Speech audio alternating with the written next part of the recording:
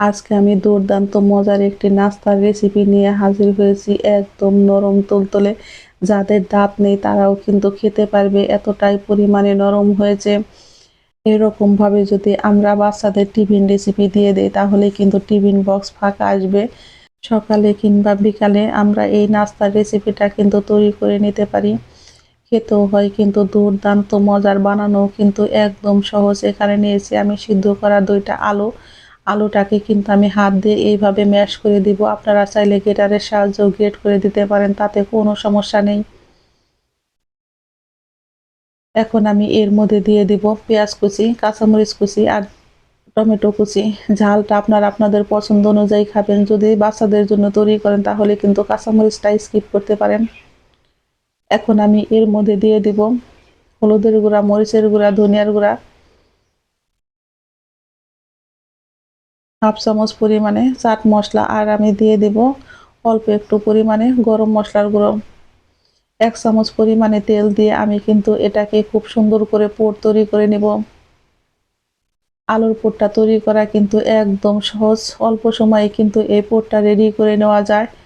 আর এই নাস্তাটা বানানোও কিন্তু একদম সহজ। এখন আমি দিয়ে দিব এর মধ্যে হাফ চামচ পরিমাণে লবণ। লবণটা দিয়েও কিন্তু এইভাবে ২ মিনিট ভেজে নিব। আমার আলুর পুরটা কিন্তু রেডি হয়ে গেছে। এখন আমি এর মধ্যে দিয়ে দিব ১ চা চামচ পরিমাণে কস্তুরি মেথি পাউডার। এটা যদি আপনাদের হাতের কাছে না থাকে বন্ধুরা, তাহলে স্কিপ করে আপনারা ধনিয়া পাতা দিতে পারেন।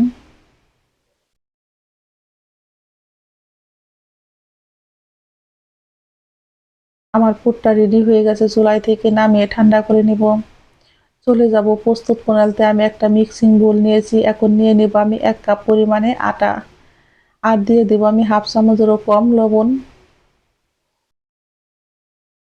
আমি দিয়ে দেব হাফ চামচ পরিমাণে ইস্ট। আর দিয়ে দেব আমি ১ চামচ পরিমাণে সাদা তেল। এখন সমস্ত উপকরণ দিয়ে আমি কিন্তু একটু মিশিয়ে নিব। আমি এখানে নিয়েছি হাফ কাপ পরিমাণে গরম জল। ফুটন্ত গরম জল দিয়ে কিন্তু আমি এটা খুব ভালো করে মেখে নিব। তাহলে দেখবেন নাস্তাগুলো কিন্তু একদম নরম তুলতুলে হবে। আর এইভাবে যদি রেখে দেন বন্ধুরা, তাহলে কিন্তু আপনাদের ২-৩ দিন এরকমই নরমই থাকবে।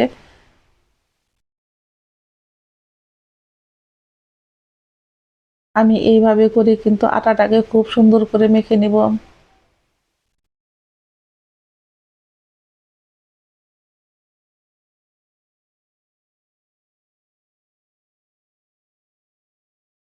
আমি কিন্তু বারে বারে জলটা দিয়ে এইভাবে কিন্তু আটাটাকে খুব সুন্দর করে মেখে নিয়েছি।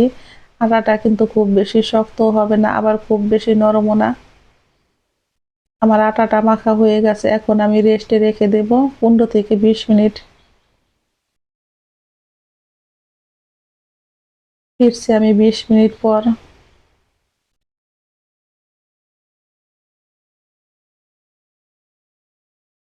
আমি আটাটাকে কিন্তু আবারও বেশ ভালো করে মথে নেব।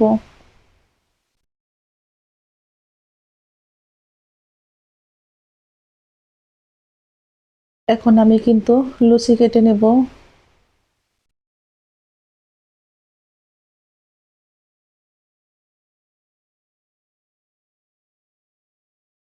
হ্যালো বন্ধুরা, সুলতা কুকিং রেসিপির পক্ষ থেকে সকলকে জানাই স্বাগত।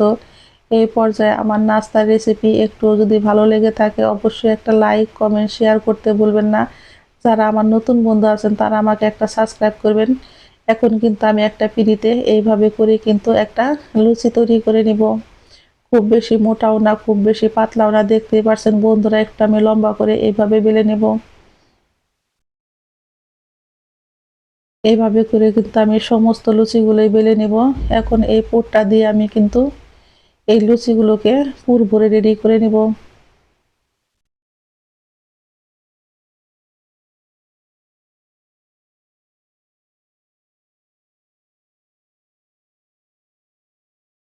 আমি ১ চামচ করে কিন্তু প্রত্যেকটা লুচিতেই পুরটা দিয়ে নেব।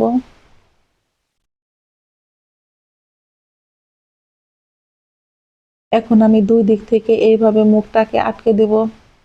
মুখটা আটকানো কিন্তু একদম সহজ, দুই দিকে ধরে এইভাবে চেপে চেপে একটু দিলেই কিন্তু মুখটা আটকে যায়।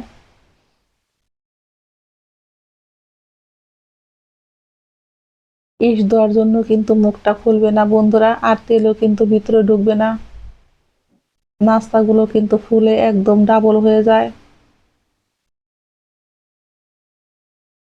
আমি এইভাবে করে কিন্তু সমস্ত নাস্তার মুখটা আটকে নিব।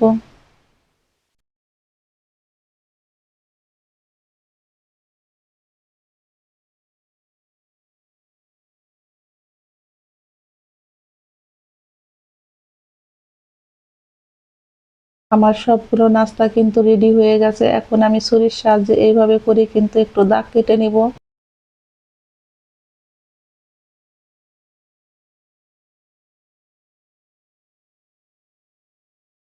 আমার নাস্তাগুলো কিন্তু একদম রেডি হয়ে গেছে।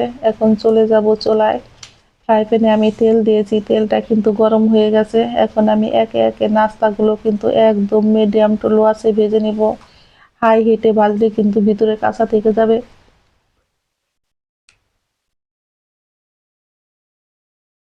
নাস্তাগুলো আমার এক পিঠ ভাজা হয়ে গেছে, এখন আমি উল্টে দিব।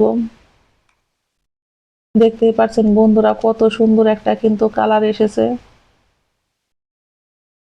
হঠাৎ যদি বাসায় মেহমান এসে পড়ে বন্ধুরা, যদি ঘরে কিছু না থাকে, এইভাবে করে কিন্তু ঝটপট বানিয়ে নিতে পারেন মজাদার নাস্তাটি। যদি কাউকে খাওয়ান, সে কিন্তু আপনার কাছে রিকোয়েস্ট করবে এই নাস্তার রেসিপিটা জানার জন্য, এতটাই পরিমাণে মজার হয়। আর দেখতেই পাচ্ছেন এগুলো কিন্তু একদম ফুলকো ফুলকো হয়েছে। এই নাস্তাগুলো ভাজার পরেও কিন্তু নরম তুলতুলে থাকবে 3 থেকে 4 দিন। যাদের দাঁত নেই তারাও কিন্তু অনেক মজা করে খেতে পারবে।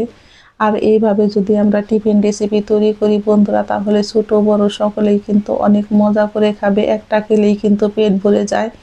আমার এগুলো ভাজা হয়ে গেছে, চুলাই থেকে আমি নামিয়ে নিব। বাকি নাস্তাগুলো আমি এইভাবে করে কিন্তু ভেজে নিব। মাত্র 1 কাপ আটা আর 2টা আলু দিয়ে অসম্ভব মজার এই নরম তুলতুলে নাস্তার রেসিপি আমার তৈরি হয়ে গেছে। এখন আমি চুলাই থেকে নামিয়ে পরিবেশন করে দেখাচ্ছি বন্ধুরা। দেখতে যেমন সুন্দর হয়েছে, খেতেও হয়েছে কিন্তু সেই স্বাদ। ঝটপট তৈরি হয়ে গেল আমার আলু আর আটা দিয়ে নরম তুলতুলে এই নাস্তা।